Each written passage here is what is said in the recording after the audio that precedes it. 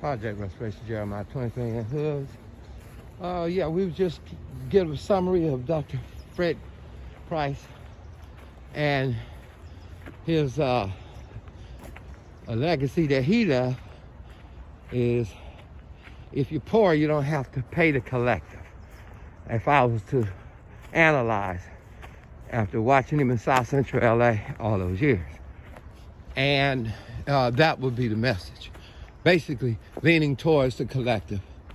And the bottom line is the culture in Los Angeles, me being raised there, with all the high schools right there in South Central, and went through his ministry for 5 years. And sat there and observed. And he was very light-handed, how he dealt with the people, understanding the culture and the objections on the table. So he always told the people, again, if you're poor, you don't have to pay the church. Basically, saying get your lives together, because of course he had a collective base there. So this is no strike against little bitty ministries, and they got to take care of theirs, buildings and lights. This is not to injure those moving, but them that are of multiple. He knew I have multiplication in operation, dealing with finances, so I don't have to do the Catholic tax, so to speak, or pressure or compulsion to give by compulsion, and not instantaneously and joyful. He didn't want them to feel any burden dealing with money. As far as new members and people coming in, didn't have their lives together. We in South Central. That's the way I think he rolled hardcore. I don't see too many people that followed that pattern, but they came out in different ways. The hood, as far as the hoods go, being raised in South Central since I don't even know, 72, we got there.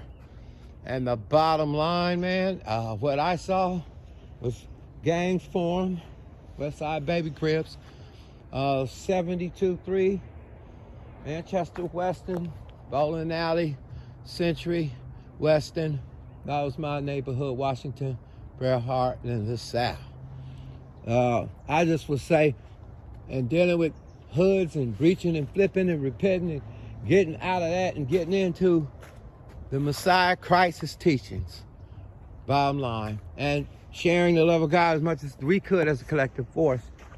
And at least the church I went to, Los Angeles Christian Center, there on 89th and Western, whatever that means.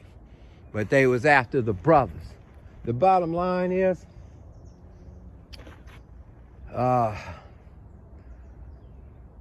the Crips and Bloods break bread. They have the Jesus principle in full swing. Cartels, the poor. It resonates with the poor to give, as Mother Teresa. And I can leave it at that. I can close the case. So if you're selling anything and you like a capitalist system, capitalize off of this. They break bread when they capitalize. That's the rules of the hood.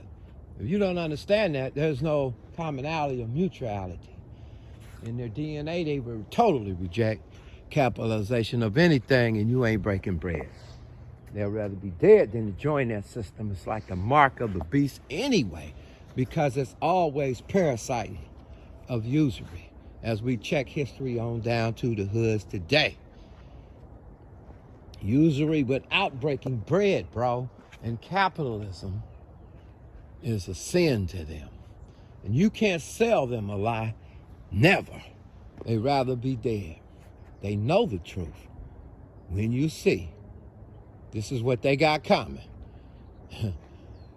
When you see your brother have need, 3 strikers don't get jobs, neither do 2, and neither do 1. Drug sales don't get food stamps.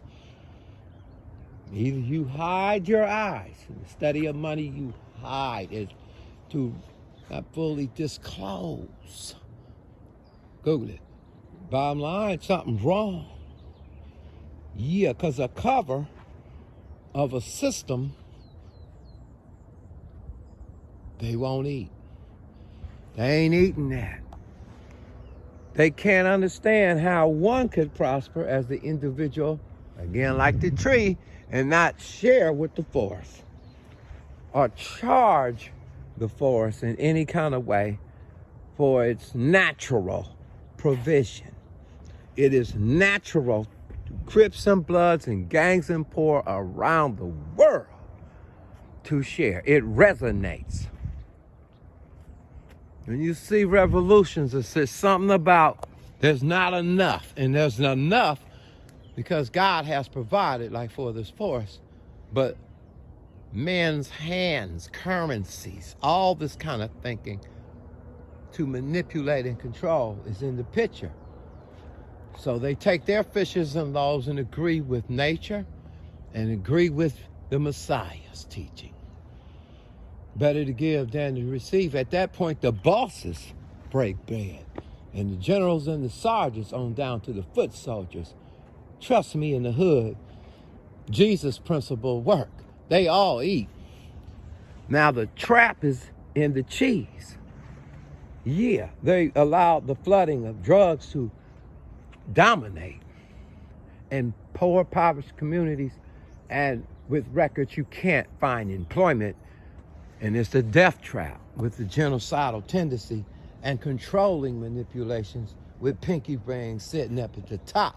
Ice Cube, tell them we see them. Bottom line is, that's okay. That's okay. We bless our enemies. But they go to prison and they die. Why? Well, the way it started off in South Central in the 80s, it was everybody coming up right as far as helping your brother. Who cares? I got a product. And they broke bread. And when divisions come in through greed, like any system, it destroys. It multiplies minuses instead of pluses. So if you're on the wrong system in greed and covetousness, and more than what you need, break bread.